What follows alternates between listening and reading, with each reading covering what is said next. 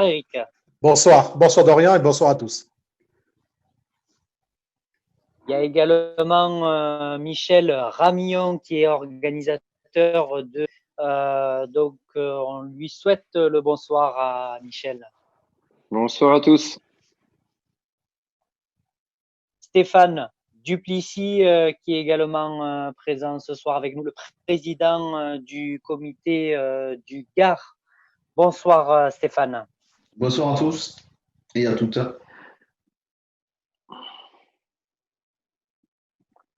Alors, on va parler un petit peu du bilan qui s'est déroulé donc sur ces 3 semaines de reprise du tennis, parce que ça a été un des uniques sports qui a pu reprendre le 11 mai dernier.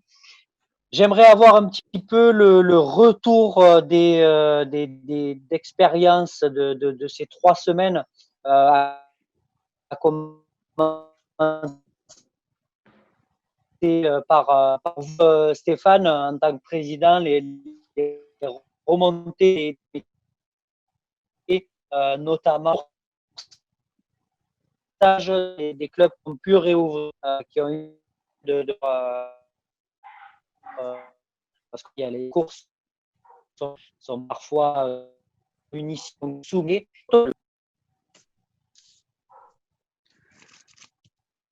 Alors, je pense, alors j'ai été un peu coupé, donc je ne sais pas si c'est moi ou si c'est toi, Dorian. Donc, bilan, donc pour faire un peu la genèse, donc à partir du 11 mai, les clubs ont pu commencer à ouvrir. Alors, plusieurs soucis se sont greffés là-dessus, c'est que toutes les mairies n'étaient pas installées, donc il y a des clubs qui ont ouvert le 11, il y en a qui ont ouvert une semaine après parce que voilà, il y avait des communes qui étaient un peu frileuses, qui se posaient des questions. Il y avait aussi, il faut se rappeler aussi que le 11 mai, c'était l'ouverture des écoles. Donc, la priorité, que je comprends très bien, c'était les écoles. Voilà, les municipalités étaient très prises par les écoles, la rentrée, la reprise, tout ça. Donc, le tennis s'est mis petit à petit en activité. Le bilan est très positif puisqu'aujourd'hui, on doit être à peu près à 90% de clubs qui fonctionnent. Alors qu'il fonctionne bien évidemment avec ce protocole de la première phase qui est toujours actif tant qu'il n'y aura pas le deuxième décret qui apparaîtra par le ministère des Sports. Donc voilà, donc des activités sportives avec des rencontres, enfin pas des rencontres, des matchs entre personnes uniquement en simple. Pas de double. Les écoles de tennis, pour l'instant, jusqu'à présent, n'avaient pas lieu d'être, donc c'était uniquement des cours individuels. À noter que voilà, les clubs ont, dans la grande majorité, respecté les consignes. Alors, je ne suis pas fait mon petit gendarme, je ne suis pas allé tourner loin de là, je fais confiance à mes présidents. Voilà. Après, j'ai eu des retours d'enseignants qui ont pris des initiatives, qui ont dit, bah, écoutez, voilà, pour vous rattraper les écoles de tennis, bah, je vous prends votre enfant individuel et je vous prends et ça vous fera un cours d'école de tennis, deux cours pardon d'école de tennis. Vous feront un cours individuel, voilà, ça se fait comme ça. Voilà, il y a des profs qui avaient pas mal de cours individuels à faire pendant les journées, ce qui était très bien. Et là, bien évidemment, tout le monde est impatient de passer dans la phase 2 parce que c'est là où vraiment le club va reprendre son activité. Alors la phase 2, on en parlera tout à l'heure, je vais pas tout dire maintenant. Moi, ce que je veux dire simplement, c'est que voilà, je suis content des présidents parce que ça a fonctionné à peu près de partout. On a répondu, je pense, à leurs attentes au niveau du questionnement qu'ils avaient, des peurs qu'ils avaient. Voilà, on a essayé de résoudre la majorité des problèmes dans les clubs. Bon, voilà, j'ai appelé quelques municipalités pour demander des explications, notamment M. Julien Plantier pour lui demander pourquoi, comment, à Nîmes, tout ça. Donc, il a dit non, mais ça va s'ouvrir à partir du 2 juin, c'est bon, on ouvrira, il n'y aura pas de souci, on ouvrira les clubs. C'était juste, voilà, c'est des décisions des municipalités. Donc là-dessus, bien évidemment, le comité du Gard ne peut rien faire, c'est normal. Hein. Le maire fait entre guillemets, ses propres applications dans sa commune. Donc, c'est pour ça qu'il y a des clubs qui n'ont pas pu réouvrir parce que voilà, les maires ne voulaient pas. Donc, voilà, il faut respecter le choix. Mais dans la plupart des clubs, ça s'est bien passé. Le tennis reprend petit à petit. Et il y a à noter aussi un engouement parce que voilà, on veut aller vite, on veut jouer, on a envie de jouer, il fait beau, donc on veut en profiter aussi. Donc voilà, première phase positive, je pense qu'on a donné une bonne image du tennis. Et donc pour moi, voilà, je pense que c'est une. Voilà, on a fait le job et les présidents ont fait leur job aussi. Mais en tout cas, on est ravis que ça ait marché, ce protocole, parce qu'on le rappelle, le tennis était le seul sport qui en avait la possibilité de le faire. Je vais me tourner vers Eric. Eric, au niveau de la Ligue Occitanie, pareil, les retours sont positifs Oui, au niveau de. Hmm. oui, oui. Bon, tous les clubs privés, naturellement, ont ouvert dès le 11 juin, dès le 11 mai, pardon. Ça peut tout à fait se comprendre. Et après, les problèmes qu'a relevé Stéphane, c'est exactement ça. Des mairies pas installées, des mairies frileuses, des clubs qui n'étaient pas forcément prêts. Donc, donc voilà, des disparités sur quelques départements. L'Aude, par exemple, n'a eu qu'un club sur deux ouvert à peu près. Mais bon, de manière générale, on a eu de la chance, même si certains sont restés fermés, on a eu de la chance que, étant considéré comme un sport individuel, ben, on ait pu proposer quelque chose pour ce qui reste du tennis encadré.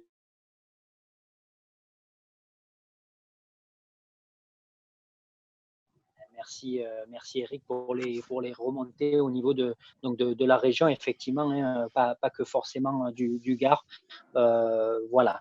On va continuer avec cette fois-ci, chose que beaucoup de monde attend, c'est la phase 2 qui va rentrer en compte à partir du 2 juin. Alors si on se fie à ce qui avait été fait lors de la première phase, on s'attend à peut-être un petit peu du retard au démarrage parce que forcément, il y a notamment les établissements scolaires qui vont réouvrir. Il va y avoir pas mal de. Voilà, il va y avoir les restaurants aussi qui vont réouvrir. Donc, les choses vont essayer de se faire rapidement. Ça, je pense que c'est une certitude. Mais voilà, on en est aujourd'hui, donc le 29 mai. Le 2 juin arrive. Quelle est donc cette deuxième.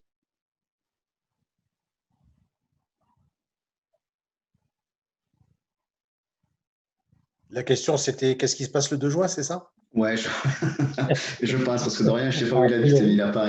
C'est sûr qu'il n'a pas la fibre tu optique réponds ou chez je lui. réponds? Tu réponds ou je Vas-y, Eric, réponds? vas-y, vas-y. Non, bah, malheureusement, le 2 juin, on n'en sait rien. On n'en sait rien ce qui se passe. Bon, après, les annonces gouvernementales d'hier soir par Édouard Philippe sont quand même très encourageantes. Mais voilà, autant le dire de suite, le protocole fédéral qui doit être validé par le ministère des Sports et sans doute aussi d'autres ministères bah, n'est pas encore tout à fait validé. Pourquoi? Parce qu'un travail préparatoire a été engagé depuis un bon mois sur cette phase 2. Sauf que on sent quand même que le déconfinement est peut-être plus positif et plus rapide que prévu. Donc, du coup, il y a encore une inspection de ce protocole et peut-être quelques assouplissements que Stéphane et moi ne connaissons pas d'ailleurs. Hein. Des assouplissements à prévoir et le bouton vert, donc appuyé par Roxana Maracineanu. Est-ce que ce bouton vert va être appuyé demain? Est-ce que ça va être que mardi? Parce que souvenez-vous, Stéphane l'a dit, le 11 mai, bah, le décret, il est sorti que le 11 mai au soir. Donc, c'est vrai que c'est difficile. Et en plus, cette deuxième phase concerne beaucoup, beaucoup, beaucoup plus de choses, avec des plages, avec le sport en intérieur, avec les cafés, les commerces et les restaurants. Donc, c'est sûr que l'actualité est beaucoup, beaucoup plus lourde. Et le tennis, qui certes est un sport majeur, bah, ma foi, on essaie de se faire entendre, mais voilà, on n'est pas les seuls. Merci, merci Eric. Stéphane, Ouais. le protocole du coup qui est mis en place va être maintenu ou allégé ou on reste dans une position stricte pour éviter que justement ça puisse déborder dans le négatif. Alors là, que je sois bien clair hein, pour les présidents qui m'écoutent, pour les licenciés aussi qui nous écoutent. D'ailleurs, c'est très bien. Hein, je vous félicite, vous et les auditeurs. Là, ça nous permet d'être écoutés. Ce que je vais dire, c'est juste des suppositions. Donc, ce n'est pas, voilà, il ne faut pas dire c'est bon, le président il a dit. Non, non.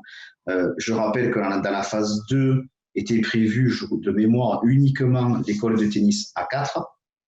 D'accord. Ce qui veut dire que le protocole des balles, ben, très certainement, va être toujours appliqué. Vu qu'on ouvre les gymnases, tout ça, je pense que les couverts seront autorisés. Après, voilà, le protocole restera identique. Je pense que vraiment, j'ose espérer que les écoles de tennis pourront refonctionner à 4 le plus rapidement possible pour que les clubs remettent les écoles de tennis en place.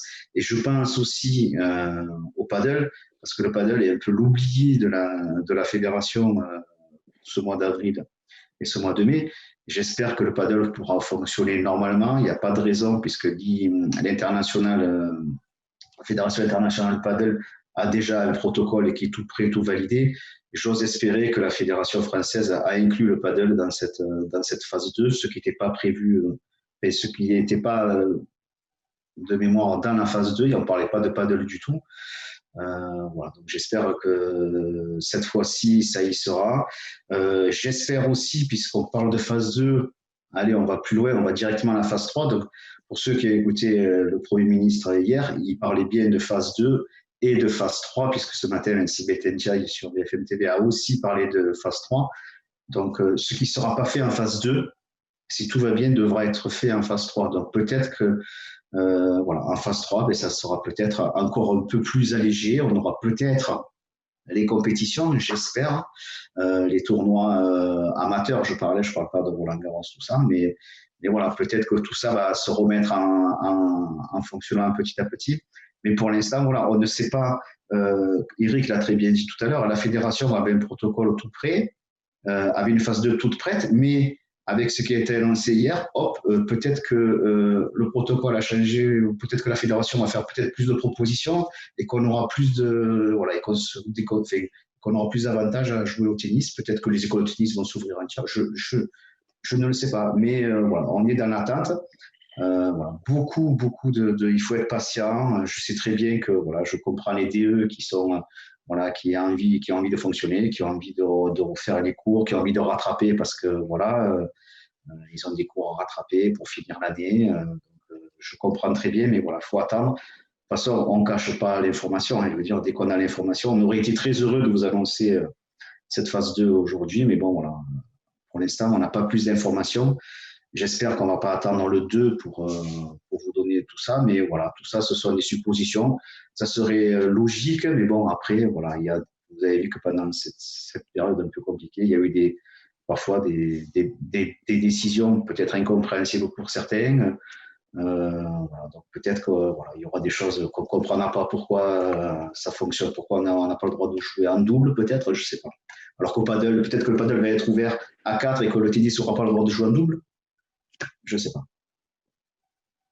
Voilà, donc, effectivement, hein, vous faites bien de le rappeler, Stéphane, hein, ce n'est que des suppositions parce que on avait pris la décision hein, d'organiser cette donc, émission. On aurait aimé éventuellement les avoir, ces informations-là, pour les communiquer. Après, ça fait rien. Nous, on les communiquera aussi derrière via l'ensemble de nos réseaux sociaux.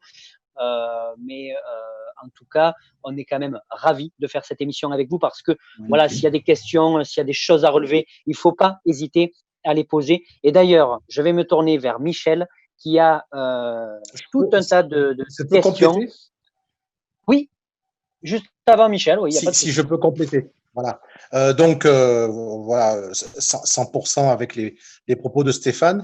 Après, alors je ne sais pas si ce sera le cadre de questions, il faut justement profiter de ce temps d'attente pour avoir l'officialisation de la phase 2 pour travailler. Y aura-t-il le collectif A4 ? Les salles de sport ouvrent, donc on pourra faire de la Zumba, on pourra faire des différentes choses. ça sent bon. Donc, si ça sent bon, ben, peut-être imaginer de savoir comment il faut ramasser les balles quand on est 4 et que les élèves de la touche doivent pas les toucher avec les mains. Ça peut être l'occasion d'exercice, ou de savoir comment on positionne les élèves. Peut-être le travailler, ça. Le travail primaire est aussi de savoir qui revient jouer au tennis, parce que là, on sent ceux qui ont envie de revenir l'expriment. Par contre, ceux qui ont encore peur, et c'est tout à fait compréhensible, ils sont majoritaires, eux, on ne les entend pas.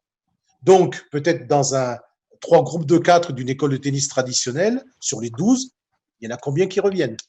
Et peut-être déjà aussi travailler sur ça, sur une nouvelle organisation, comme l'a fait les écoles, comme est en train de le faire le lycée, comme l'a fait le collège Stéphane Stéphane, etc.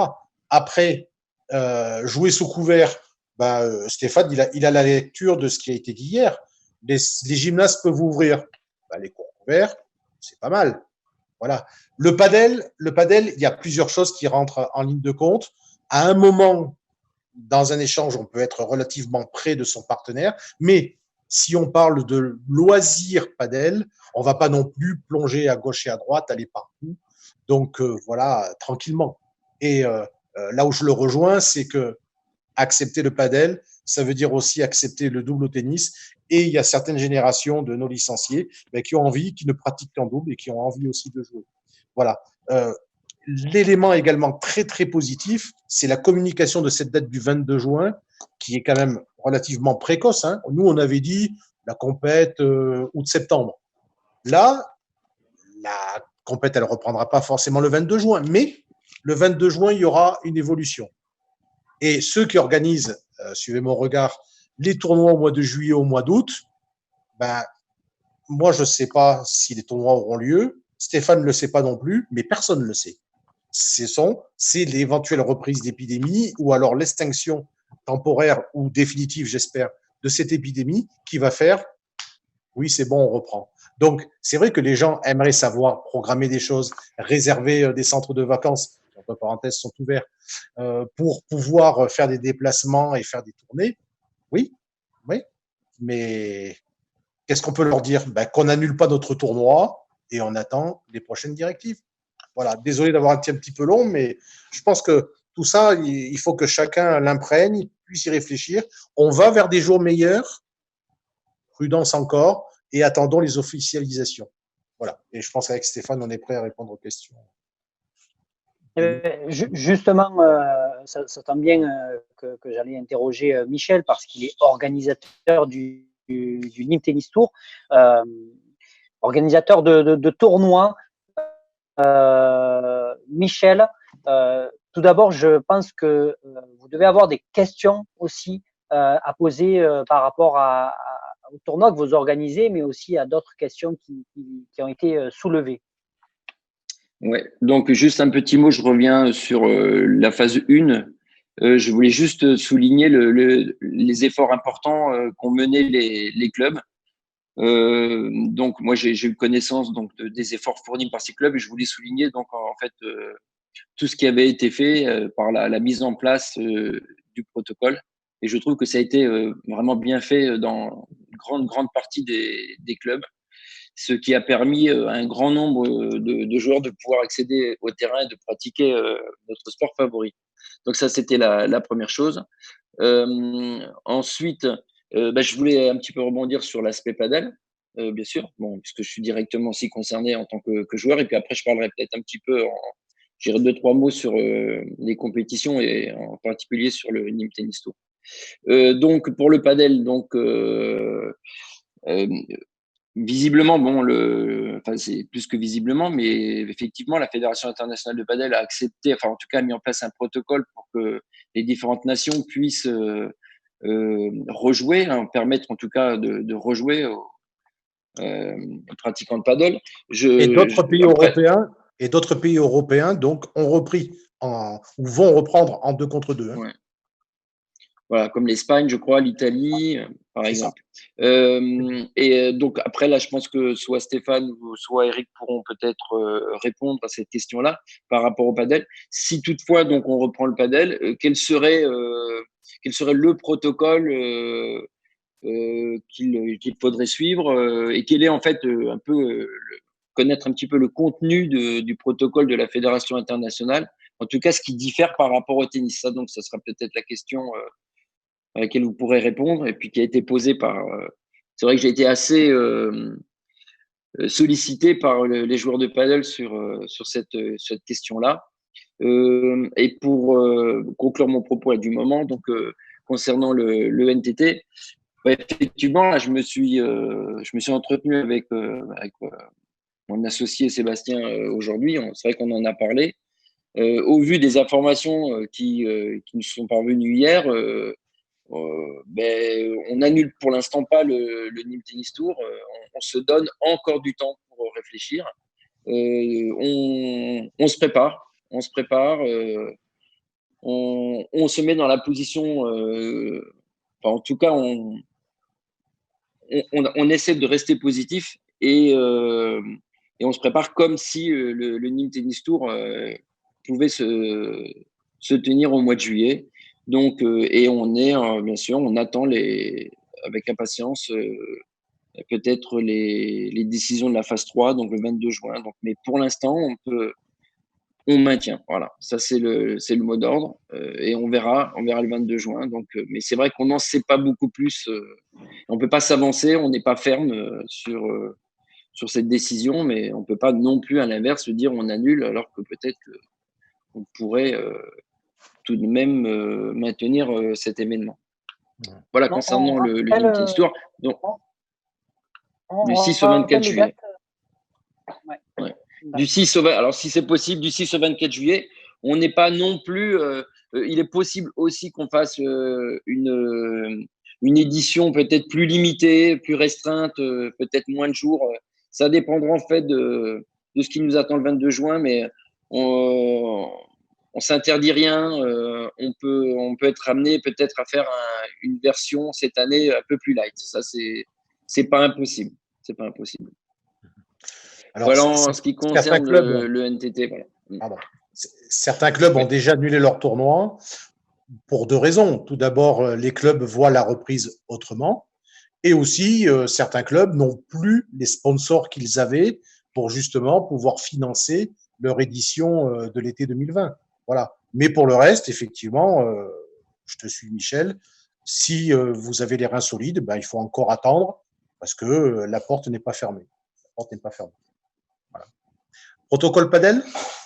Protocole Padel national, ben rien, bien sûr. International, ben, il est relativement simple. Hein. C'est gants de la main gauche au cas où on touche la vitre. Le gel à se passer toutes les 15 minutes et les balles neuves ou marquées pour chaque joueur. Voilà. Mais avec des balles neuves, c'est sûr qu'il n'y a pas forcément de risque. Si on ne touche pas la balle ou si on l'engage avec le gant, pas de souci. Et puis, gel sur gel, et puis on continue. Quoi. Voilà, c'est vraiment possible. C'est vraiment possible. Là, le fait donc du coup de porter le gant, est-ce que ça nécessite obligatoirement que chacun ait ses balles?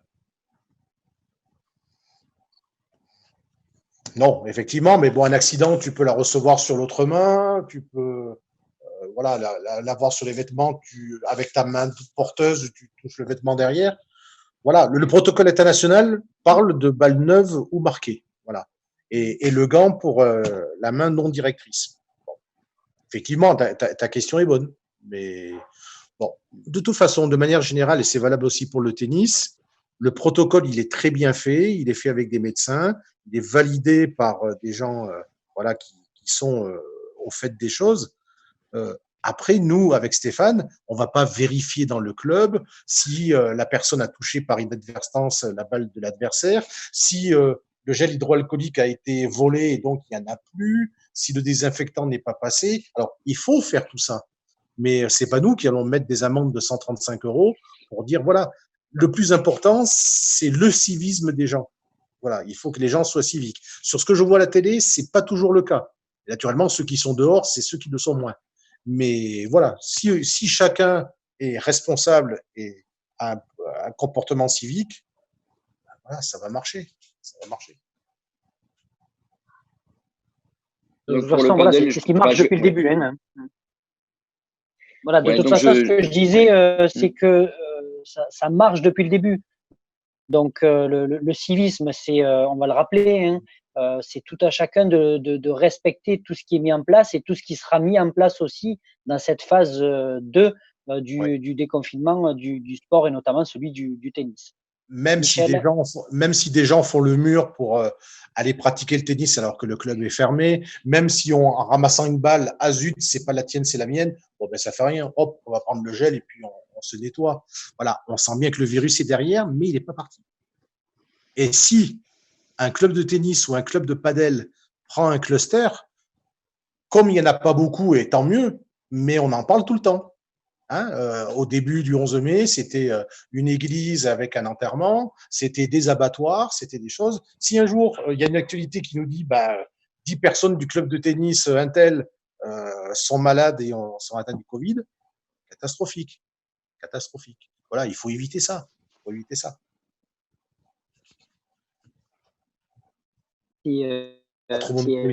Michel, tu as toujours la parole.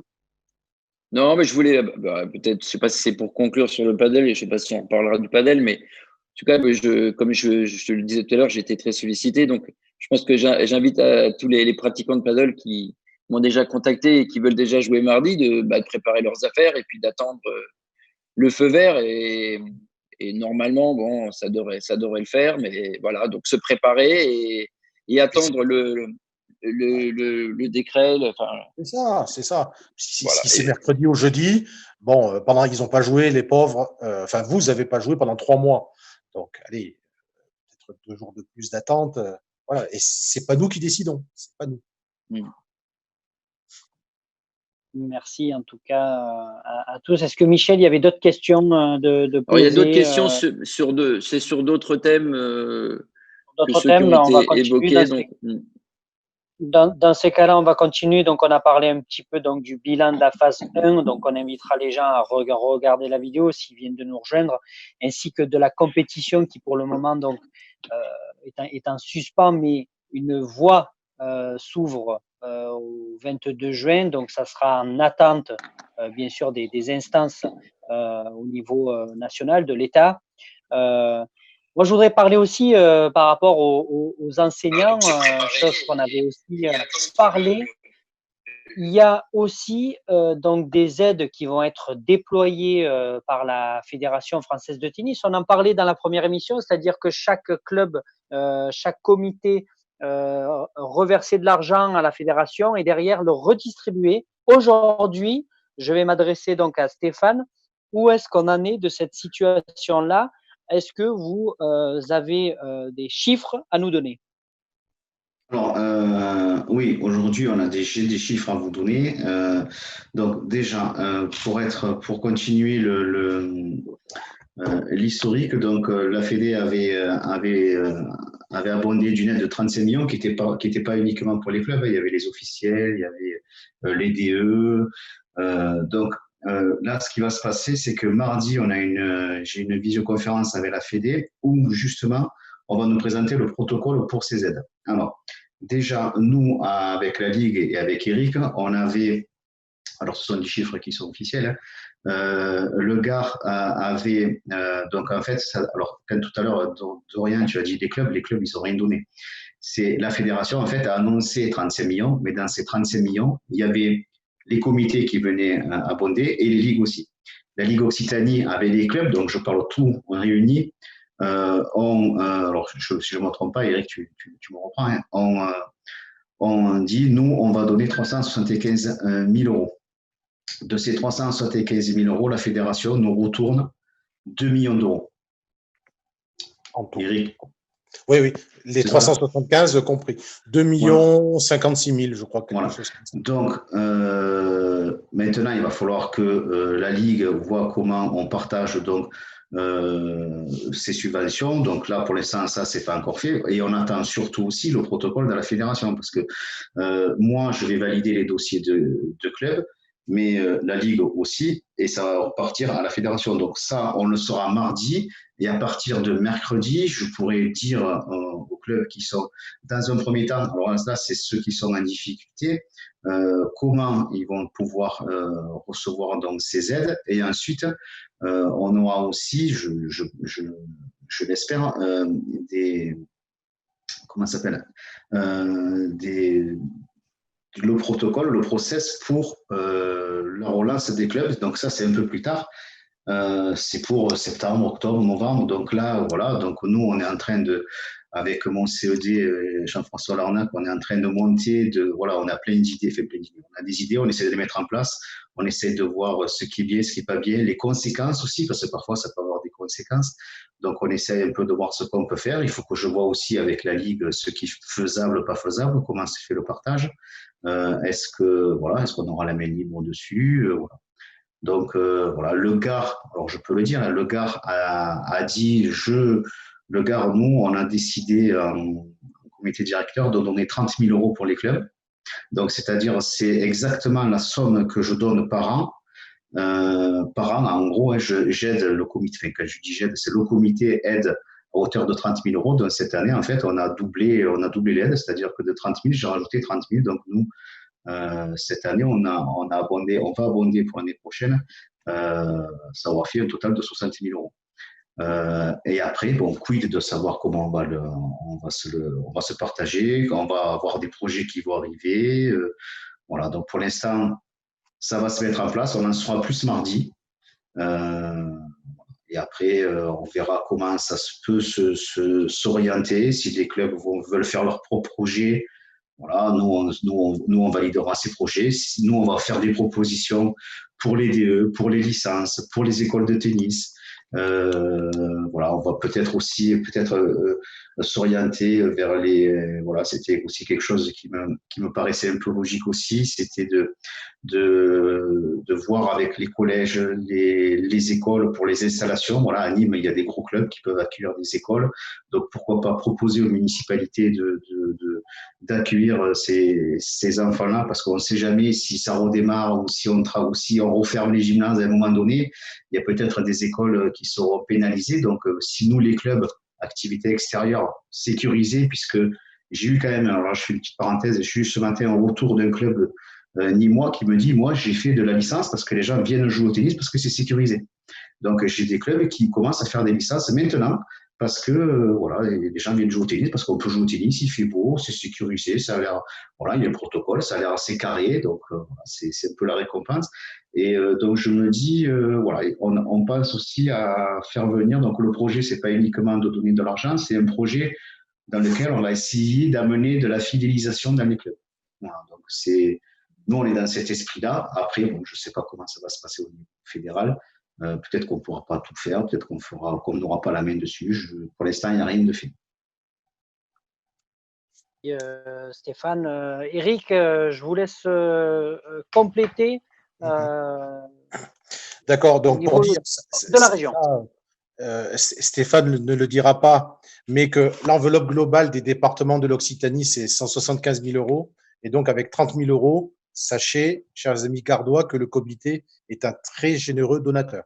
Voilà, ça c'est une première chose. De son côté, la Ligue, mais je vous rappelle, elle a un gros centre de formation et elle existe grâce à la fusion de 2 anciennes ligues, voilà, qui étaient aussi sécurisées, a proposé donc 200 000 euros. Voilà. Ça, c'est un préambule. Alors, pour être un petit peu plus dans le détail, il y a plusieurs choses. Plan de soutien et de relance. On va travailler à partir de début juin, c'est ce qu'a dit Stéphane, le plan de soutien.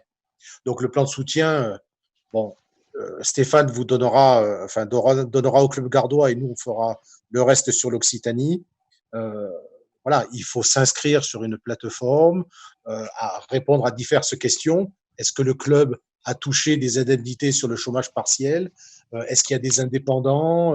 Est-ce que vous avez fait des choses? Et ensuite, sur la partie un petit peu plus concrète, quel est votre problème? Est-ce que vous avez des problèmes de trésorerie? Quelles étaient vos recettes l'année dernière? Qu'est-ce que vous n'avez pas fait cette année qui aurait permis d'eux, etc.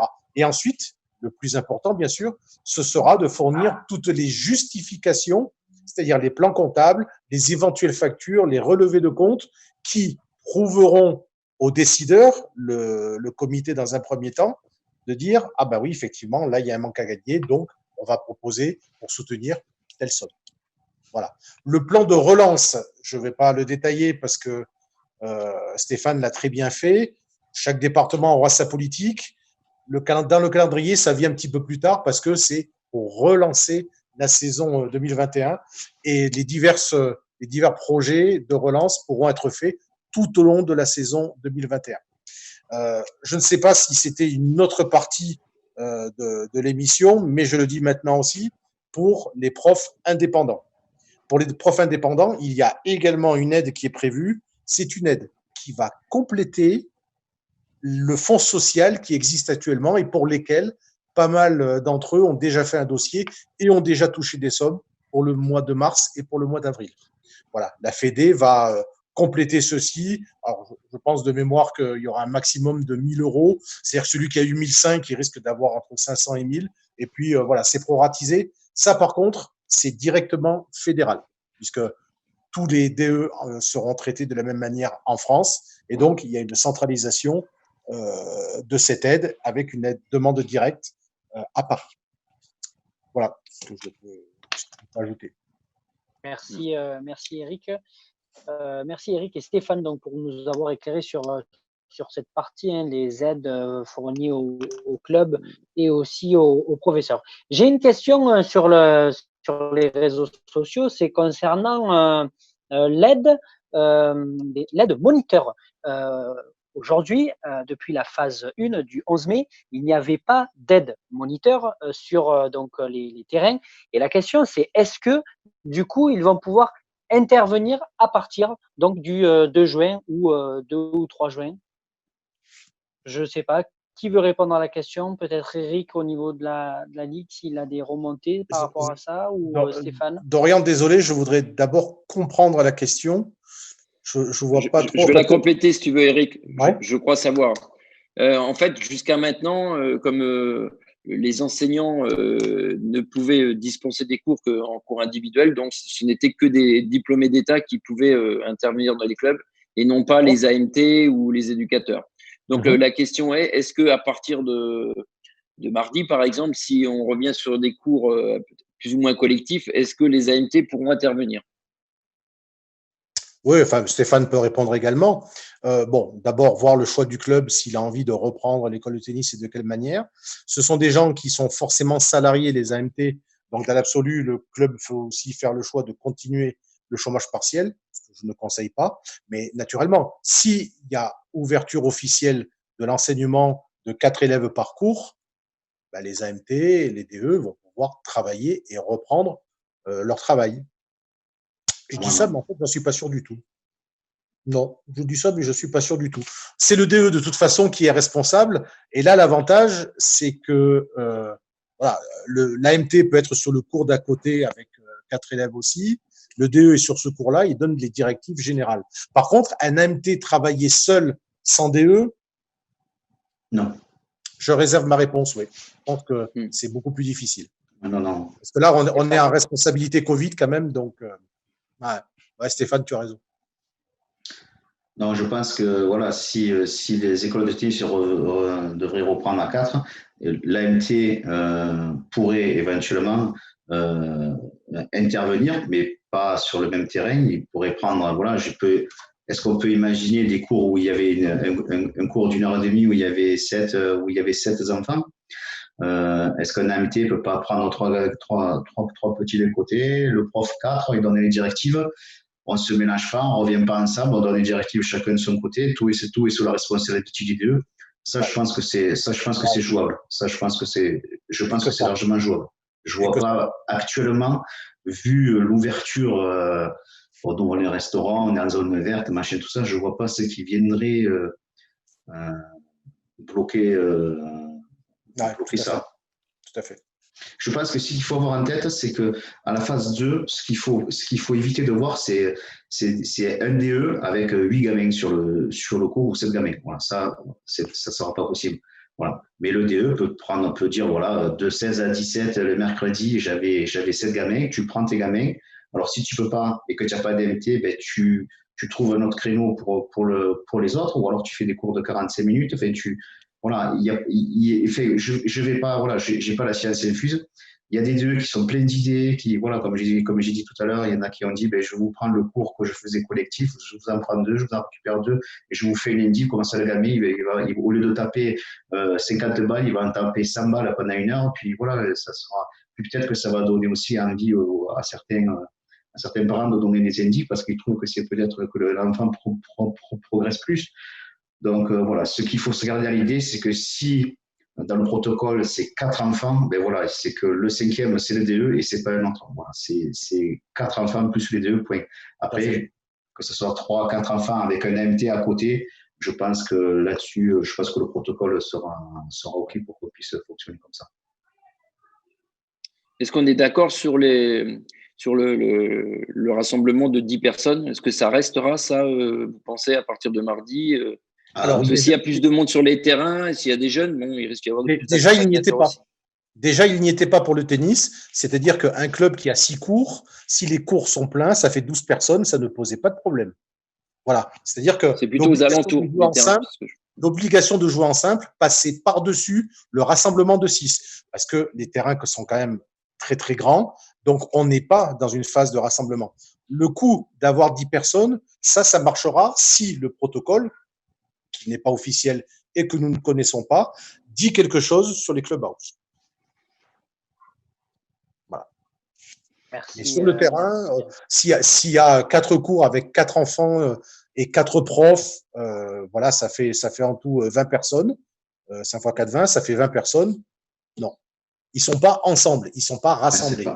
Il faut pas confondre. C'est des questions qu'on a vues à la phase 1. Hein. C'est rassemblement, 10 personnes. Oui, mais si j'ai 6 terrains, qu'il y a 2 gamins, ça fait 12. Non, un rassemblement, c'est dans un lieu, c'est devant une table, vous êtes 10 personnes. Ça, non, ça c'est interdit. Et c'était interdit. Non, mais j'évoquais le rassemblement par rapport aux accompagnateurs surtout, parce que si on réouvre quand même les écoles de tennis, il risque d'y avoir quand même du mouvement autour des terrains, entre autres les parents par exemple. Quand ils sont en circulation à 2 mètres des uns des autres, ils posent leur enfant et alors, sauf si le protocole dit autre chose, mais ça je pense que ça ne changera pas. C'est-à-dire que normalement, il n'y a que des gens qui prennent la leçon qui sont au club. Les autres, ils posent et ils reviennent chercher. Voilà. Avec un sens de circulation qui évite justement à ce qu'ils soient tous agglutinés en même temps. Mais bon, ça c'est valable aussi pour l'hôpital, c'est valable pour les magasins, on fait la queue en respectant les 2 mètres. Donc voilà. Non, ça c'est quelque chose. Merci en tout cas d'avoir répondu à la question, hein, effectivement. Il y a une autre question que moi j'avais, c'est… Oui. Non, si on reste encore sur le thème des aides, j'ai 1 ou 2 questions un peu précises qui m'ont été posées en ligne. Oui. Soit je la pose maintenant. Il n'y a aucun souci. Non, il n'y a aucun souci, étant donné qu'on est dans le thème, autant dans la rubrique aide. Poser les… Allez. Donc là, il y avait un enseignant libéral qui demandait, bon, vous avez partiellement, je pense, répondu à la question quand même. Mais comme la question est un peu précise, c'est pour ça que je me permets de la poser.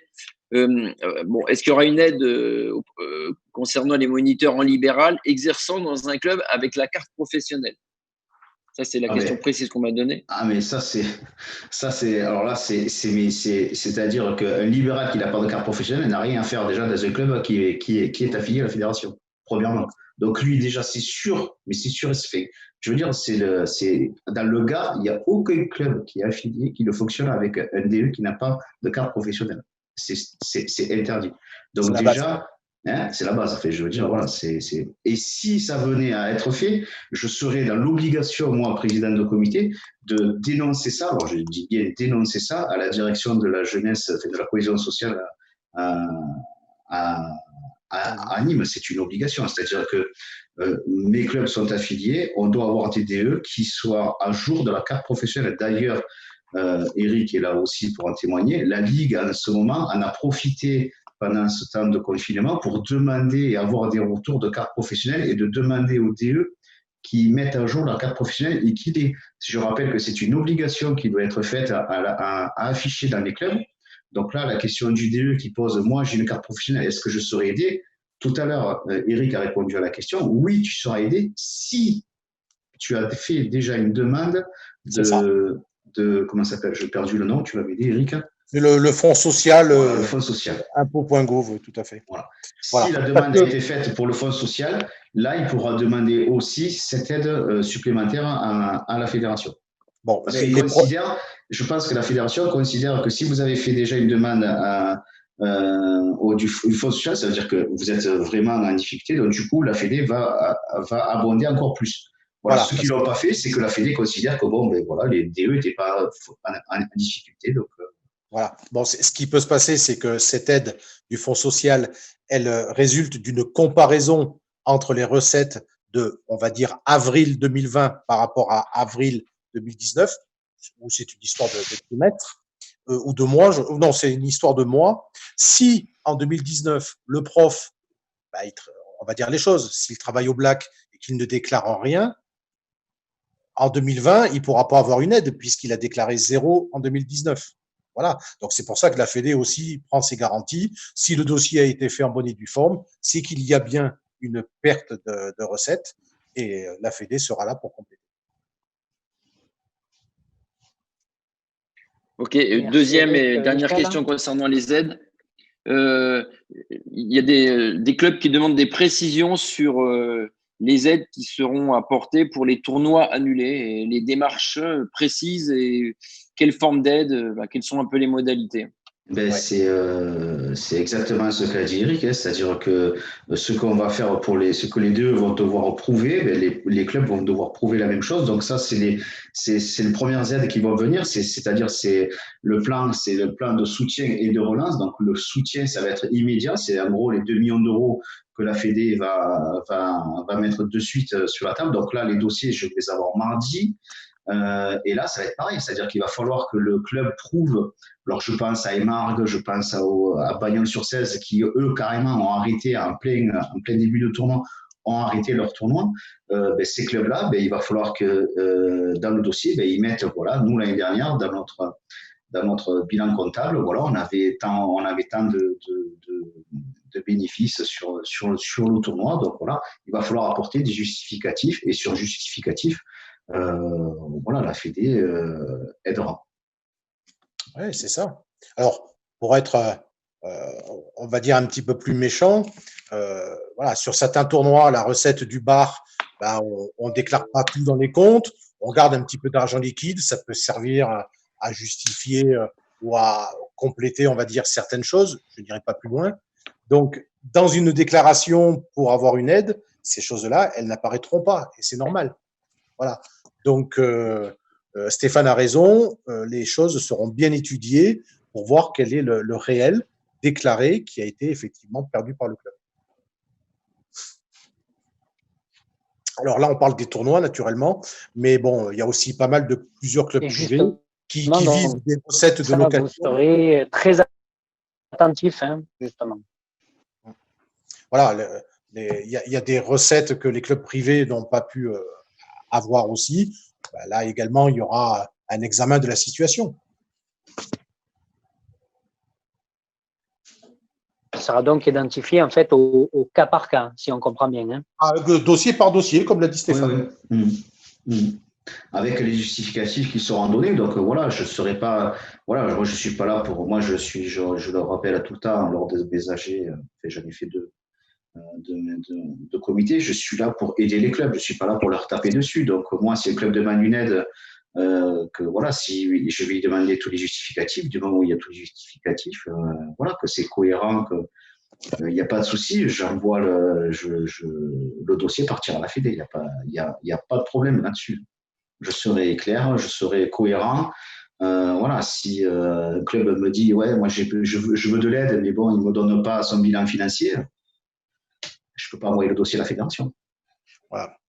À la question qui pourrait être posée de dire combien, ben là par contre, avec Stéphane, on n'est pas en mesure de répondre parce que ça dépend quand même d'une enveloppe globale.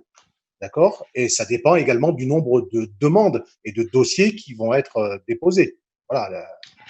L'aide est très, très importante, mais elle n'est pas forcément extensive.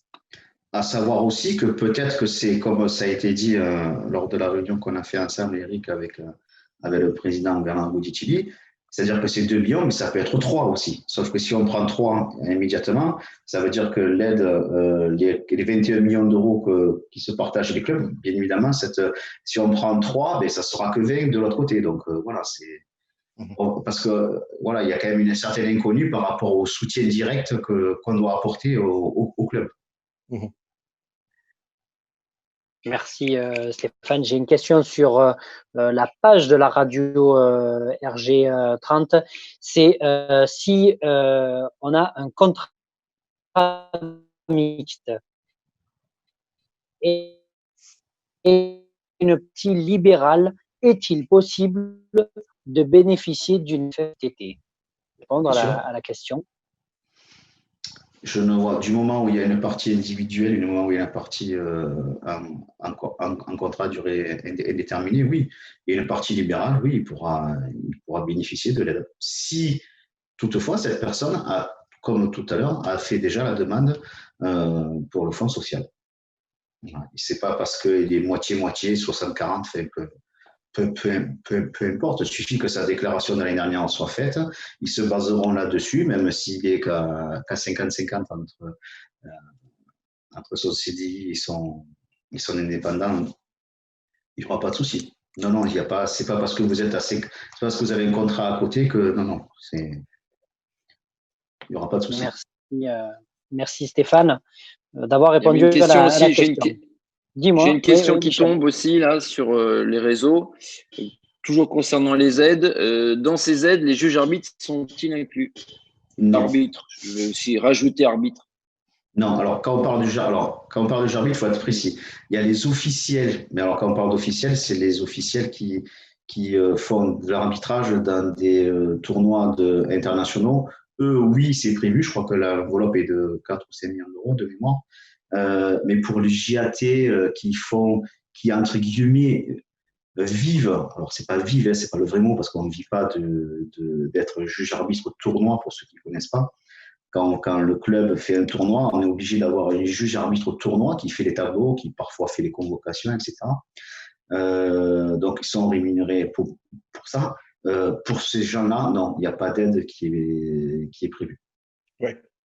Bon, sur le fédéral, c'est 500 000 euros, hein, mais ce sont des arbitres professionnels et internationaux. Ceux qui sont juges arbitres des grands tournois, des ATP 250 ou des grands challengers nommés par la fédération. Voilà, ainsi que des arbitres également professionnels. Merci. Alors on va continuer parce qu'effectivement ce volet en fait finance est important parce qu'on est dans une situation, une crise sanitaire sans précédent et inédite.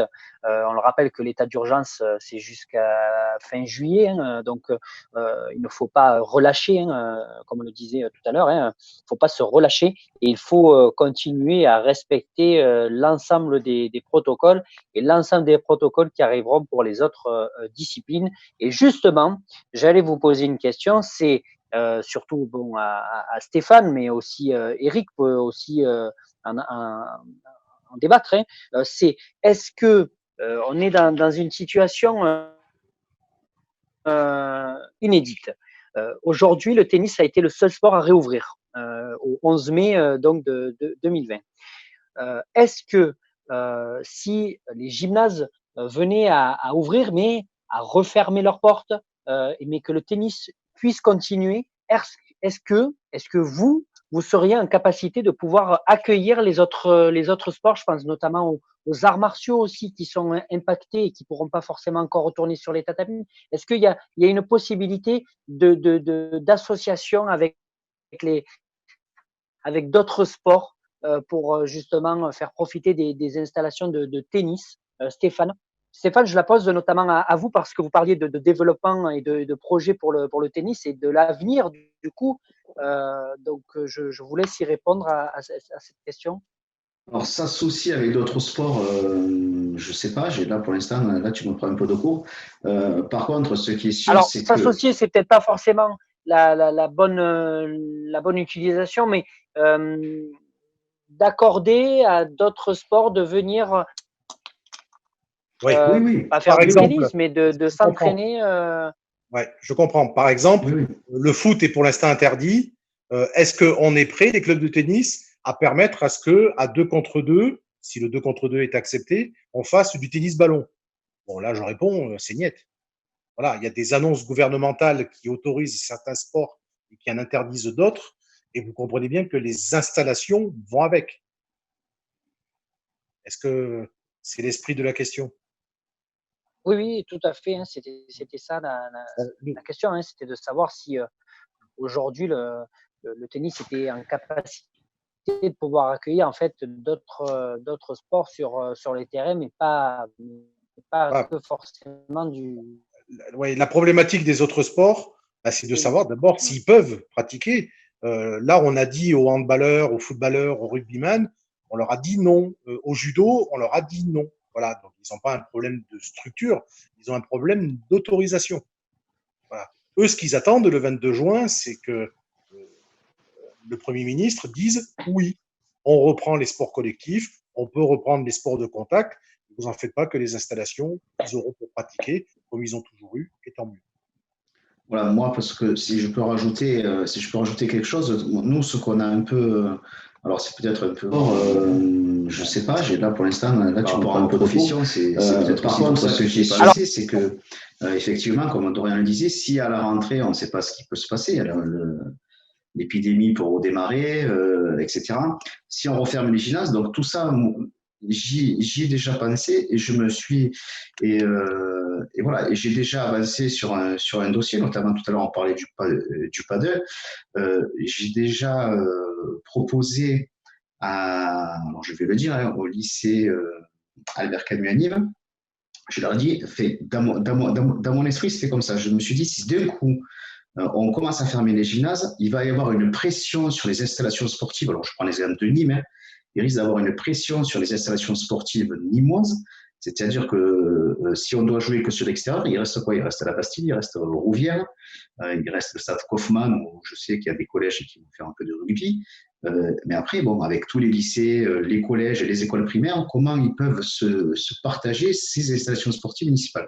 Et c'est là où moi, je me dis peut-être que le tennis aura à ce moment-là pourra proposer ces installations. Je pense à la Cigale qui est près d'un collège, je pense au lycée, je pense à plusieurs lycées, et notamment le lycée Albert Camus, à qui j'ai proposé aux professeurs d'EPS de faire des séances de paddle au haut de Nîmes, et c'est peut-être un projet qui risque d'aboutir, donc ça veut dire que peut-être l'année prochaine, au lycée Albert Camus, il y aura des cycles de paddle qui seront organisés au haut de Nîmes. Tout ça pour simplifier la vie du lycée en disant, bon, nous, on sait que pendant un cycle, on est tranquille parce qu'on va aller jouer au paddle.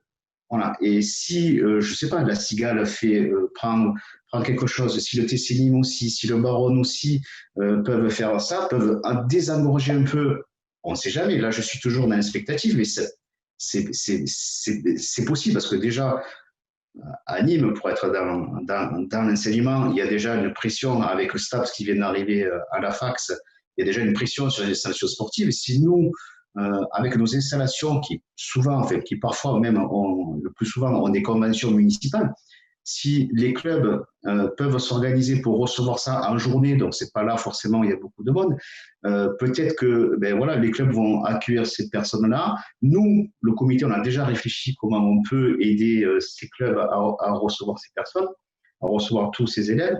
Peut-être que il y a des gens qui vont découvrir le tennis, il y a des gens qui vont découvrir le paddle, et que peut-être il y a des licences qui vont se faire derrière, tout ça. Donc tout ça, alors ce sont que des spéculations, ce sont que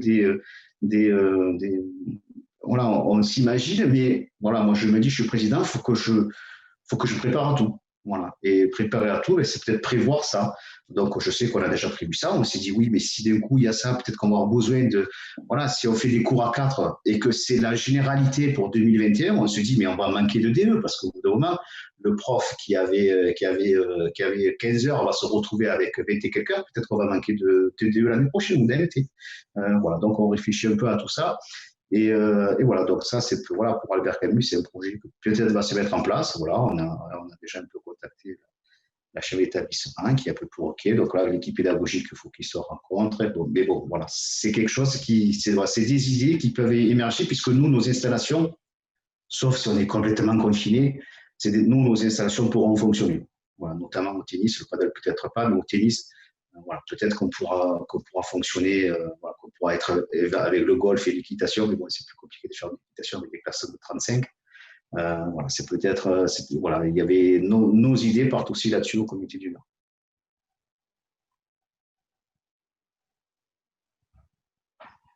Merci Stéphane. J'ai une autre question, c'est dans notre club, le DE n'est pas présent le mercredi quand nos 3 AMT bénévoles donnent leur cours.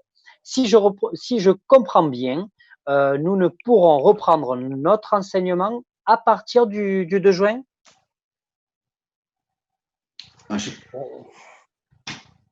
Déjà le 2 juin, Stéphane on n'en sait ou rien. Eric? Oui. Ouais, déjà le 2 juin, on n'en sait rien. Et moi, j'attends vraiment le détail du protocole pour savoir quelle est la responsabilité lorsqu'il y a un cours collectif à 4. S'il y a une responsabilité mise en jeu, c'est forcément DE avec le cadre professionnel. Oui. Clairement. Ce sera forcément le cas. Merci pour votre réponse. On va parler, on n'en a pas encore discuté, c'est le beach tennis. On le sait, les plages sont réouvertes dans le Gard depuis maintenant quelques semaines. Est-ce qu'il y aura une reprise du beach tennis? Est-ce qu'on a les remontées à ce niveau-là? On le sait, on en avait parlé dans la première émission, il y avait ce problème avec le sable, les projections. Aujourd'hui, on peut dire que le beach tennis ne pourra pas encore se jouer au 2 juin ou le 3. Je réponds? Stéphane, je Eric, réponds? oui. Ouais, vas-y, Eric, vas-y. Non, mais ma réponse sera très simple. Le beach tennis, la réflexion est totalement liée à la pratique en double et à la pratique du padel. Voilà. Donc, c'est sûr que si on autorise le double, on autorise les plages, on met les deux ensemble. Je ne vois pas pourquoi. D'accord, merci en tout cas, Eric. On va remercier aussi en même temps, je le vois sur la page Total Sport sur Radio RG30, c'est le comité du tennis du Val-de-Marne qui nous écoute et preuve que donc nous sommes regardés au-delà de la région Occitanie. On les remercie d'être présents sur notre live. Voilà, Surtout c'était un qu'ils petit clin ils d'œil sont que je très voulais faire. courageux. Ouais, ils sont très courageux parce que n'oubliez pas, chers amis, que nous, on a le soleil, on a tout ce qu'il faut. Eux, ils ont aussi un petit peu de soleil, mais soit en zone orange. Voilà, donc c'est un petit peu plus difficile pour eux. Mais bon, on croise les doigts et voilà. Peut-être qu'eux aussi reprennent le plus vite possible les activités. Effectivement, hein. On va continuer. Et là, j'aimerais parler un petit peu de Roland Garros parce qu'il a été dit un mot. C'est que 5000 spectateurs pourraient être autorisés à être donc dans les tribunes, ce qui laisse à espérer que Roland Garros ne se jouera peut-être pas à huis clos, chose qui était très regrettable si ça devait être le cas. Ça donne bon espoir finalement, Eric. Effectivement, la Fédé travaille sur une jauge minimaliste, mais une jauge quand même de spectateurs. Bon, là également, il faut attendre ce qui est décidé sur les différents événements, et en particulier l'événementiel. Bon, on sent que les choses se passent un petit peu plus vite que prévu. Après, pour des problèmes d'éventuelle distanciation dans les tribunes, il faudrait quand même un service de sécurité relativement renforcé, une réattribution et une billetterie un petit peu différente de ce qui se passe actuellement. Voilà, il y a tout un travail à mettre en place. Et là, je pense qu'on verra peut-être le bout du tunnel à partir de la phase 3. De la phase 3. Je crains que le problème de Roland Garros soit plutôt lié à ce que le circuit va décider, puisqu'il n'y a pas de compétition internationale jusqu'à fin juillet. Ça, c'est officiel. Donc, la date a été reculée plusieurs fois. Ensuite, est-ce que l'association de joueurs et des joueuses souhaite ne rejouer qu'avec un vaccin? Est-ce que ça peut passer quand même et on leur prouve que le Covid a disparu? Là, c'est encore pas mal d'interrogations. Mais effectivement, il y a un travail fédéral qui est fait pour éviter le huis clos et avoir quand même quelques spectateurs possibles sur le site. Parce que là se pose également, dans les tribunes, c'est une chose, mais après, il y a de circulation. mes amis connaissent, ils sont déjà allés à Roland-Garros. Bon, il y a comment faire la queue entre les points, entre les jeux, euh, comment circuler. Donc là, le maître, c'est pas toujours évident. C'est pas toujours évident. Et oui, parce qu'il Voilà. y a Donc, plusieurs, est-ce que il y a plusieurs stades. la réflexion est haute? Oui, il y a plusieurs stades, mais juste quand on ne peut pas rentrer n'importe quand. Donc, il faut attendre que le nombre de jeux impairs puisse permettre aux joueurs de changer de côté et donc de rentrer. Et donc, pendant ce temps, qu'est-ce qu'on fait? S'il y a 5 personnes qui attendent, c'est facile. Si tout le monde s'attend et tout le monde s'agglutine, est-ce que ce sera possible à ce moment-là? Peut-être, hein. Mais voilà, c'est encore trop inconnu. Mais le travail existe, effectivement. Et c'est aussi assez lointain, hein, puisqu'on attaque que la deuxième phase à partir du 2 juin. Donc, le mois de septembre, c'est encore beaucoup plus loin. Donc, on est à temps, effectivement, de se projeter, mais il faut, et je le pense, les instances de la Fédération française se penchent fortement sur ce sujet-là. Ça, Oui, c'est une tout à fait. Il y a certitude. d'autres facteurs aussi qui rentrent en ligne de compte. C'est qu'aujourd'hui, on n'est pas tout à fait sûr de la date du tournoi, puisqu'elle pourrait dépendre de ce qui se passe aux États-Unis avec la tournée américaine. Est-ce que l'US Open, qui se situe début septembre, va se faire ou pas? S'il se fait, on est dans une configuration de commencer Roland-Garros le 27 décembre.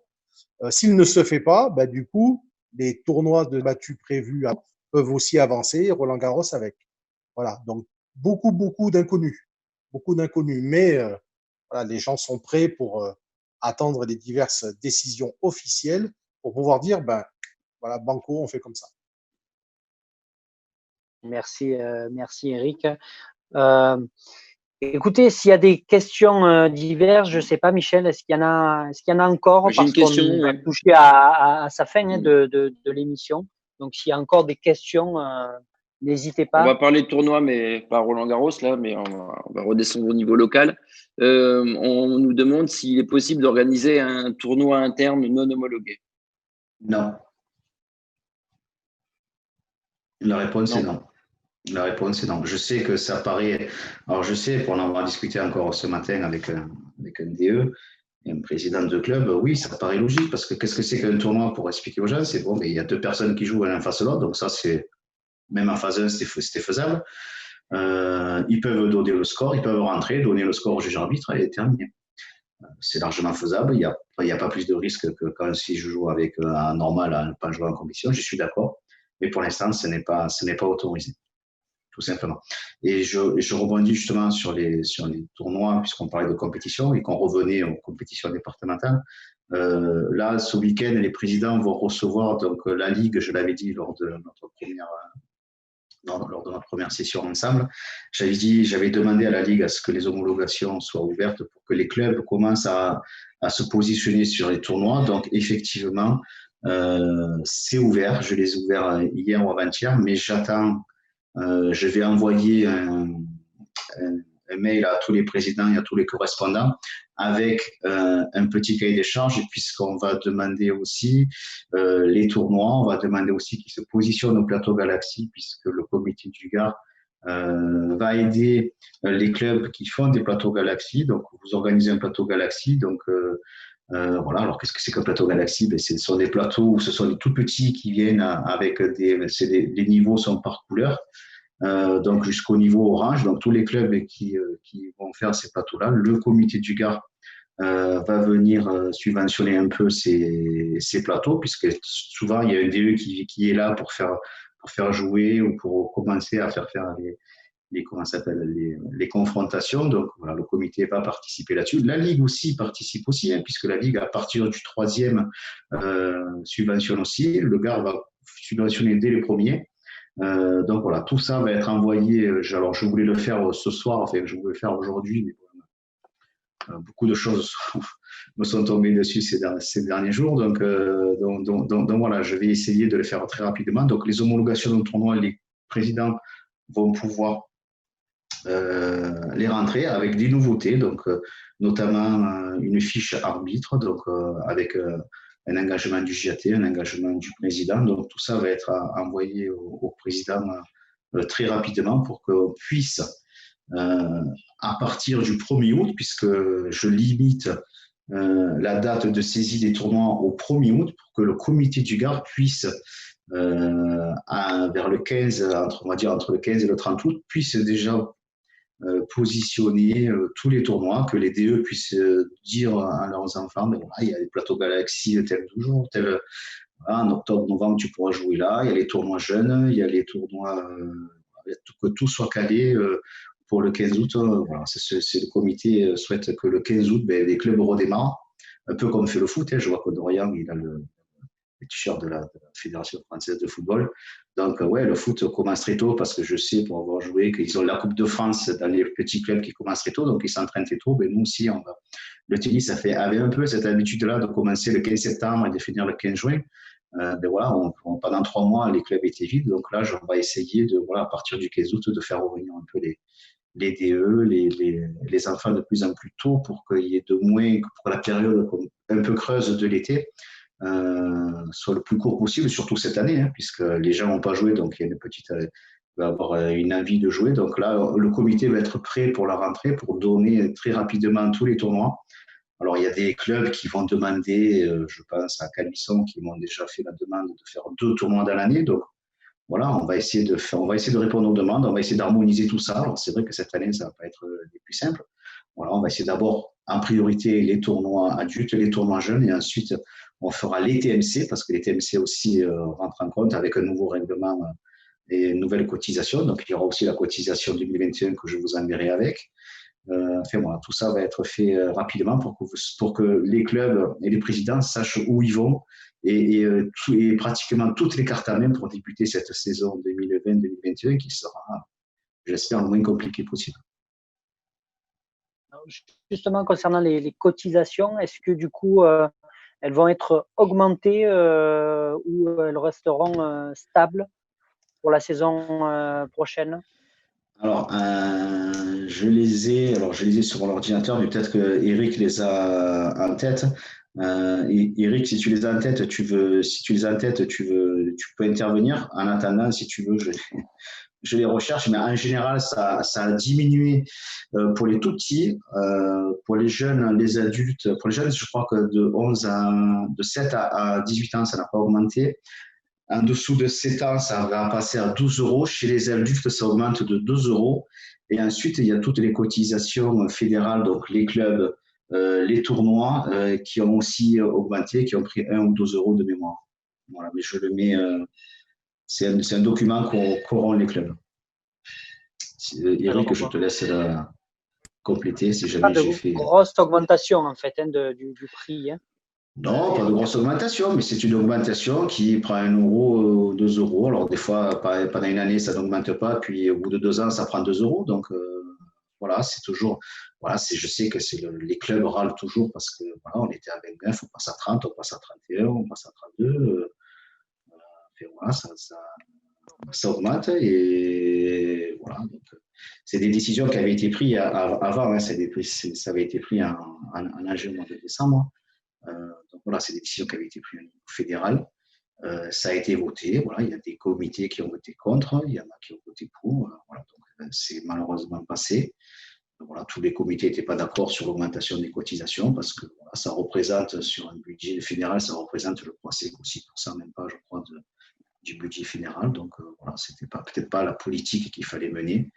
Donc, je ne vais pas aller plus loin, je ne vais pas m'étendre sur la politique fédérale, mais voilà. Donc moi, ce que je peux regretter, c'est que voilà, ça augmente. Enfin, si on fait un peu calcul, si on fait un calcul par rapport à cette année, oui, la fédération va prendre un peu plus de cotisations, même si elle baisse à certains endroits, ça va prendre un peu plus. Merci Stéphane. Est-ce que Eric voulait rajouter quelque chose sur le prix des cotisations? Très mal. Ah, est-ce qu'on me reçoit? Michel? Moi, je vous entends, oui. Mais visiblement, Eric a un problème de son. Moi, je vous entends bien. Ça, c'est bon, Eric. C'est bon, t'entends. C'est bon. Voilà, donc Oui. ce que j'ai essayé de dire tout à l'heure, c'est Stéphane l'a finalement ajouté, ce sont des décisions qui ont été prises en décembre, avec une licence jeune classique à 20 euros comme cette année, et une licence adulte qui passe de 29 à 30. Les cotisations de tournoi, en général, on les augmente de 2 euros tous les 2 ans, donc c'est le cours. Bon, naturellement, ceci, c'est hors Covid. Après, il faut quand même plutôt travailler le plan de relance et voir comment on peut. On t'entend plus, Eric. Là, on n'entend plus, ouais. Je ne sais pas si j'ai la main sur le micro. Non, je n'ai pas l'impression. C'est peut-être ça, oui. Si, C'est c'est ça. possible, bon. oui. Ah, voilà. Donc, désolé. Donc, je disais, il y a un plan de relance avec des aides très, très importantes qui vont arriver, beaucoup plus que le soutien, du moins pour l'instant. Donc, voilà, peut-être que le prix de la licence, l'augmentation de la licence sera quand même noyé dans ce que la Fédé, Oui, c'est sûr. et la Ligue va apporter justement à ces clubs volontaires. Merci, merci Eric. Écoutez, on a fait un peu le tour. J'ai regardé sur les réseaux sociaux. Il n'y a plus de questions. Moi, j'ai encore peut-être j'ai encore 2-3 petites questions. Si on peut les traiter. Allez, il n'y a aucun Dorian. souci. Juste demander alors à Eric. Ça. On va faire, Donc, comme dans certaines émissions. On va demander à Eric et à Stéphane d'être très brefs dans leurs réponses. Okay. Puisqu'il ne nous reste plus beaucoup de minutes d'antenne. Donc, il y a sans doute un fan de paddle qui dit que par rapport à tout ce qui se passe, est-ce qu'on ne craint pas que les clubs de paddle se détachent un peu de la Fédération française de tennis? C'est la volonté de certains. Naturellement, il faut savoir que ce sport a été repris par la Fédé de tennis il y a quelques années. J'ai participé justement à cette décision et à ce premier travail. Donc aujourd'hui, il y a une erreur qui a été, comme Steph l'a dit tout à l'heure, il y a une erreur qui a été faite par rapport au déconfinement. Je pense qu'on aurait au moins pu travailler avec eux directement pour dire oui, c'est possible, non, c'est pas possible. Ils ont été un petit peu dans l'attente et puis finalement, on leur a donné des justifications que j'estime très tardives. Donc, j'espère que toujours en gardant quand même la sécurité en tête, on pensera de manière très importante à eux pour cette phase 2 de manière officielle. C'est toujours une volonté pour un sport qui s'organise déjà entre eux sur des tournois, sur des déplacements, sur diverses choses, de devenir indépendant. C'est un peu le rêve de toute personne ou de toute communauté. Donc voilà, ça se comprend. Mais aujourd'hui, franchement, ce qu'apporte la fédération, le travail que nous apportons nous au niveau local, fait que bon, je pense qu'il est quand même plus intéressant de rester dans cette grande fédération de tennis plutôt que de vouloir s'émanciper et de faire un peu les choses comme on l'entend. Je peux comprendre, hein. Mais voilà, la Fédé a financé énormément de pistes, puisque ça s'appelle pas des cours, mais des pistes. Et il y a toujours un soutien et j'espère qu'on pourra le prouver justement dans le plan de soutien qui va sortir début de semaine prochaine. Stéphane, j'ai vu que vous esquissiez un sourire quand la question a été posée par Michel. Un avis par rapport à ça, par rapport au paddle?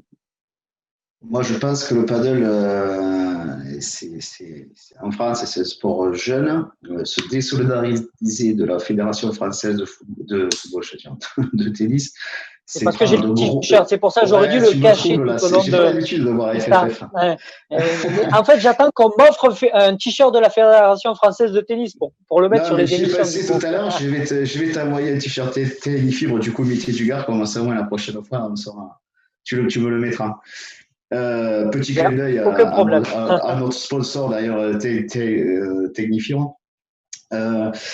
Non, ouais, je pense que je comprends parce qu'ils n'ont pas le même fonctionnement. C'est-à-dire que nous, on a un fonctionnement associatif, on est là pour rendre service. Eux, c'est la plupart du temps, le paddle, c'est des structures qui sont privées. Ils sont là, ils sont là pour faire des bénéfices, je comprends très bien. Mais si vous voulez, dans un moment comme maintenant, où ils ont un coup dur, il vaut mieux, à mon avis, qu'ils, pour l'instant, ils soient dans la Fédération française de tennis, parce que ça leur assure quand même des aides. S'ils démarrent à zéro avec une nouvelle fédération, je pense que c'est risqué. Par exemple, voilà, la Fédération française de ski, il n'y a pas que le ski. Voilà, il y a le ski acrobatique. Dans la Fédération française de glisse, il y a le bobsleigh, il y a le patinage. Et voilà, il faut pas. Voilà, pour l'instant, c'est vrai qu'ils ont envie voilà, ils ont envie d'indépendance, ce qu'on peut comprendre. Moi, je pense que voilà, il faut bien. Bon, pour l'instant, c'est pas l'heure du jour, hein, mais bon, si ça venait, il faut quand même qu'ils fassent, qu'ils se disent, on se sépare d'une grosse fédération. Euh, avec des moyens financiers quand même qui sont importants. Ils organisent quand même le paddle tour, le tennis paddle, le paddle, Michel va peut-être m'aider. Enfin, ils organisent commencent à organiser des gros tournois au niveau fédéral. Donc, je ne sais pas si eux, tout seuls, alors je ne suis pas spécialiste paddle, hein, je ne connais pas très bien leur structure, notamment dans les clubs parisiens où ça joue beaucoup, ou par exemple dans les PO où ça joue pas mal, puisque plus on se rapproche de l'Espagne, où ils sont très friands. Dans les PO, il y a pas mal de clubs. Je pense que pour eux, ça sera risqué. Voilà. Pour moi, à mon avis, aujourd'hui, pour eux, ça sera risqué. Merci. Ok, Merci donc Stéphane. en vrac, D'ailleurs, j'ai une deux petite dernières pensée. questions. Alors, Oui, ouais, vas-y. juste Michel, voilà, du coup, j'en profite pour avoir une petite pensée aussi à Julien, parce qu'on avait fait un reportage sur les paddles des Hauts de Nîmes. Voilà, donc je voulais juste y adresser un message de soutien dans cette période forcément qui est compliquée. Et j'espère que le paddle aura son ouverture aussi, son voyant au vert. Voilà. Michel, on t'écoute pour les deux autres questions. Donc là, c'est deux petites questions assez précises. Deux petites questions assez précises. Alors, je ne sais pas si vous avez la réponse, mais en tout cas, j'essaie de comprendre aussi la question en même temps. C'est assez technique. Donc, on me dit pour l'ANS, la région avait prévu vraisemblablement une réunion, une information le 5 juin concernant l'ASOS, la SOC, alors que la PACA a repoussé au 30 juin suite au Covid. Alors, qu'en est-il? Non, là, il y a tout, il y a un peu tout qui est Ça mélangé. parle à quelqu'un? Non, alors l'ANS, alors je vais être clair, l'ANS, les dossiers finissent le 31 mai. Donc aujourd'hui, nous sommes le 29, c'est-à-dire que dimanche au soir, les dossiers ANS des clubs doivent être finalisés dimanche au soir. Voilà, Date déjà reculée. Date déjà reculée. Date déjà reculée parce que ça devait être le 31 mai. Le 30 mai, pardon. Avril. Avril. Le 30 avril. Donc ça devait être reculé. Donc au niveau de l'ANS, les dossiers sont finalisés dimanche au soir. Donc, les clubs qui ont. Je sais que nous, on est à 20 ou 23 dossiers ANS dans le Gard. La plupart, je crois qu'il en reste un ou deux qui sont en cours de saisie, mais la plupart ont déjà été validés par les instances, faites par l'Agence nationale du sport, où on n'a pas eu de retour, du moins. S'il y a un souci dans le dossier, normalement, le lendemain, vous recevez un mail comme quoi il y a un problème dans votre dossier. Je crois qu'il reste un ou deux dossiers de mémoire qui sont pas encore finalisés, mais dimanche soir, c'est fini. Donc là, je ne sais pas de quoi on parle qui a été repoussé au 30 juin dans la région PACA, je ne vois pas ce que c'est. Ouais, voilà. Eric, dernière question, mais je pense qu'on a. Oui. Non, c'est Eric, bon. lui, voulait rajouter quelque chose ou non? C'est bon? Non, je ne vois pas non plus ce que ça peut être. Peut-être des réunions régionales pour décider un peu des enveloppes pour les clubs. Mais bon, nous, c'est pas décidé. Et d'autre part, bon, voilà, c'est une opération interne. Voilà, les clubs, le plus important, c'est le 31 mai, dossier ficelé, clôturé. Merci, pour la dernière question, je pense qu'on a déjà répondu. Hein. C'était en fait la question, c'est qu'en est-il des résultats du COMEX du 15 mai pour les BE et pour les clubs? Et bon, ça, je pense que c'est tout ce qui a été évoqué. Le plan de soutien de l'émission. C'est ça. Donc voilà. Donc pour moi, j'ai épuisé les questions des internautes. Eh ben, de notre côté, c'est pareil. On a eu quelques questions qui donc a été posées durant ce live. Alors, pour les personnes qui nous prennent maintenant en direct, sachez qu'on a parlé donc pendant cette émission du bilan de la phase 1 du retour des personnes, donc des tennisman et des tenniswomen et des jeunes du tennis. On a également évoqué donc la phase 2. La phase 2, malheureusement, qui n'a pas encore été officiellement actée, mais des émanations qui pourraient être et des éventualités qui pourraient être mises en place. On a également parlé donc de tout ce qui est aide, apporter aux enseignants, aux DE, ainsi que donc au club. Je parle donc pour la région Occitanie.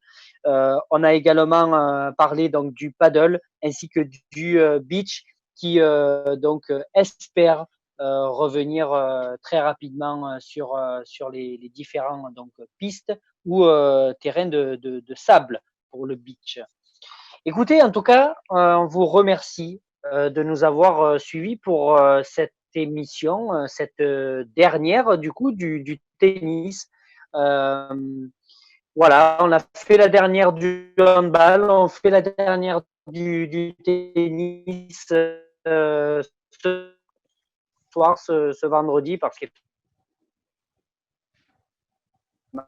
les vacances, donc on va diminuer les FaceTime, on communiquera via qu'on étudiera et qu'on regardera, Eric et Michel. Je vous remercie tous les trois d'avoir participé à ce live, à ce deuxième. Je vous remercie encore pour le premier. Il a été encore suivi attentivement, il sera encore revisionné, ça je n'en doute pas. Merci à vous trois, en tout cas, d'avoir participé à cette émission. Merci Eric, secrétaire général de la Ligue Occitanie. Merci. Merci, au revoir. Stéphane également, Stéphane Duplessis, le président du comité du Gard, qui l'a dit, qui m'enverrait donc un t-shirt du coup par rapport au fait que j'ai mis celui de la Fédération française de football. J'ai pas eu le temps de le changer, on était un petit peu à la bourre dans l'émission. Tu me donneras ta taille.